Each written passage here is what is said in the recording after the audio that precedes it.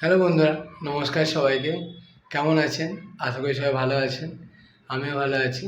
আমার নতুন ব্লগে আপনাদের সবাইকে স্বাগত। তো আজ আমি বানাতে চলেছি একদম একটা নতুন রেসিপি, ঘরোয়া উপকরণ, দই সর্ষে তেলাপিয়া। তো এটা আমি কীভাবে বানাবো, তো চলুন আমার সঙ্গে পাশে থাকবেন, ভিডিওটা স্কিপ না করে পুরোটা দেখবেন। তো দই সর্ষে তেলাপিয়া কীভাবে বানাবেন দেখে নিন। এইভাবে বানালে খুবই সুস্বাদু হয়। তো চলুন, আমি এখানে 500 গ্রাম পরিমাণে তেলাপিয়া মাছ নিয়েছি, ধুয়ে নিয়েছি। এর মধ্যে আমি 1 চা চামচ লবণ আর 1 চা চামচ হলুদ গুঁড়ো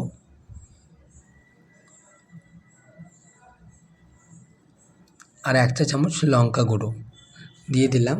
এবার এটাকে আমি ভালো করে ম্যারিনেশন করে নেব। আর আমি মাছের গাগুলো একটু কেটে নিয়েছি যাতে মশলাগুলো ভালোভাবে ম্যারিনেশন হয়ে যায় মাছের সাথে। তো চলুন, আমি এটা 5 মিনিট মতো রেখে দেবো ম্যারিনেশন করার পর। তো আমি এখানে কড়াইটা চাপিয়ে নিয়েছি। এবার ফ্রাই করার জন্য মাছগুলো আমি পরিমাণ মতো তেল নিয়ে নিচ্ছি, সর্ষের তেল। তেলটাকে গরম হতে দেব। তো চলুন, তেলটা আমার গরম হয়ে এসছে, আমি মাছগুলো দিয়ে দিচ্ছি। তেলটা গরম না হলে মাছগুলো কখনোই দেবেন না, নাহলে লেগে যাওয়ার ভয় থাকবে। তো দেখুন, আমার মাছটা আমি দিয়ে দিয়েছি।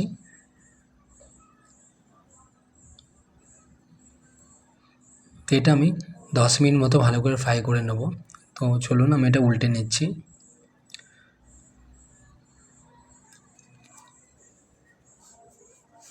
আমার এক পিঠটা হয়ে এসছে, তো আমি এটা উল্টে নিচ্ছি।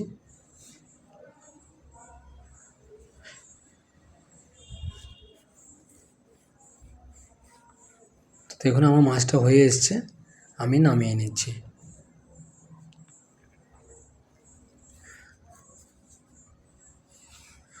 দেখুন কত সুন্দর ফ্রাই করেছি, খুব বেশিও ফ্রাই করিনি, একদম মিডিয়াম রেখেছি। তো আমার তেল অবশিষ্ট আছে, তার মধ্যে আমি দিয়ে দিচ্ছি আরও 2 চা চামচ তেল, সর্ষের তেল। আর আগে থাকতেই আমি দুটো বড় সাইজের পেঁয়াজ কেটে রেখেছি, সেটা দিয়ে দিচ্ছি।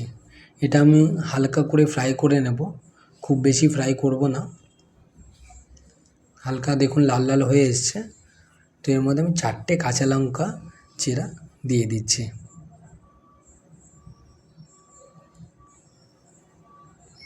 আর তারই সাথে একটা বড় সাইজের টমেটো নিয়েছি কেটে, সেটা দিয়ে দিচ্ছি। এবার ভালো করে এটাকে আমি একটু মশলাটাকে কষিয়ে নেব, যাতে টমেটো থেকে কাঁচা গন্ধটা বেরিয়ে যায়। আমি এখানে আদা রসুন কিচ্ছু ব্যবহার করছি না। তো দিয়ে দিচ্ছি 1 চা চামচ হলুদ গুঁড়ো, পরিমাণ মতো লবণ, 1 চা চামচ ধনে গুঁড়ো আর 1 চা চামচ জিরে গুঁড়ো আর হাফ চা চামচ কাশ্মীরি লঙ্কা গুঁড়ো, এটা একটু কালার করার জন্য, আর সামান্য পরিমাণে চিনি। এবার এটাকে দেওয়ার পর ভালোভাবে কষিয়ে নেবো। তার জন্য একটু সামান্য পরিমাণে আমরা জল দিয়ে নিচ্ছি, যাতে লেগে না যায়। তো জল দেওয়ার পর এটাকে ভালো করে একটু কষিয়ে নেবেন। তো এটা আমি ভালো করে কষিয়ে নিচ্ছি। তো এবার আমি দিয়ে দিচ্ছি এখানে 2 চা চামচ সর্ষে, আমি আগে থাকতে পেস্ট করে নিয়েছি। আর তার সাথে 1 কাপ টক দই আমি মিশিয়ে দিয়ে দিচ্ছি। তো এবার এটাকে ভালো করে আবারও কষিয়ে নিচ্ছি। ভালো করে মিশিয়ে নেওয়ার পর আমরা এটাকে 5 থেকে 6 মিনিট মতো ভালো করে কষিয়ে নেব। তো তার জন্য আমি আর পরিমাণ মতো জল দিয়ে দিচ্ছি। আমি আর এখানে জল ব্যবহার করব না।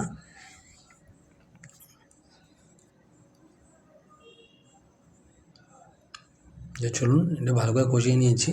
এবার আমি মাছগুলো দিয়ে দিচ্ছি।